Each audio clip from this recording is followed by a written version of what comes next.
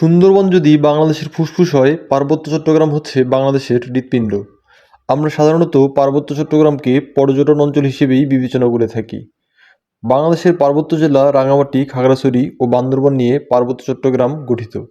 তবে বন্ধুরা, পার্বত্য চট্টগ্রাম শুধুমাত্র পর্যটন অঞ্চল হিসেবেই বাংলাদেশের জন্য ভূমিকা রাখে না। এই অঞ্চলে রয়েছে অর্থনৈতিক গুরুত্বের পাশাপাশি ভৌগোলিক, সাংস্কৃতিক, কৌশলগত ও পরিবেশগত মাহাত্ম্য। আজ আমরা দেখব পর্যটন অঞ্চলের পাশাপাশি পার্বত্য চট্টগ্রাম আমাদের দেশের জন্য কিভাবে গুরুত্বপূর্ণ। বাংলাদেশের দক্ষিণ পূর্ব সীমান্তবর্তী অঞ্চল হচ্ছে পার্বত্য চট্টগ্রাম। ভারতের মিজোরাম, ত্রিপুরা এবং মিয়ানমারের রাখাইন রাজ্যের সাথে এ অঞ্চলের সীমানা সংযুক্ত।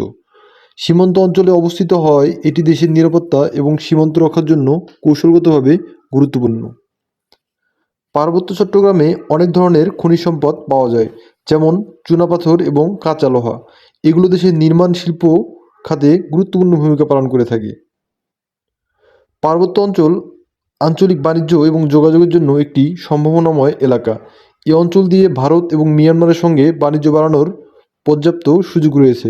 তবে বাংলাদেশ এবং আরাকানের উদ্ভূত পরিস্থিতিতে বাংলাদেশকে বাইপাস করে আরাকানের মাধ্যমে পশ্চিমবঙ্গের সাথে সেভেন সিস্টার্সের যোগাযোগ এই অঞ্চলের বাণিজ্য ও আঞ্চলিক যোগাযোগের গুরুত্ব কমিয়ে দিতে পারে।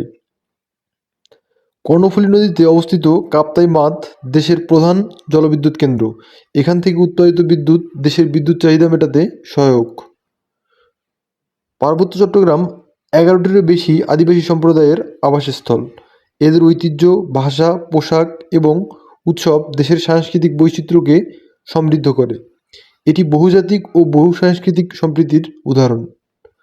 পার্বত্য চট্টগ্রাম শুধুমাত্র একটি ভৌগোলিক বা পর্যটন এলাকা নয়, এটি দিন দিন বাংলাদেশের অর্থনীতি, সংস্কৃতি, পরিবেশ ও আন্তর্জাতিক সম্পর্কের ক্ষেত্রে অত্যন্ত গুরুত্বপূর্ণ হয়ে উঠছে।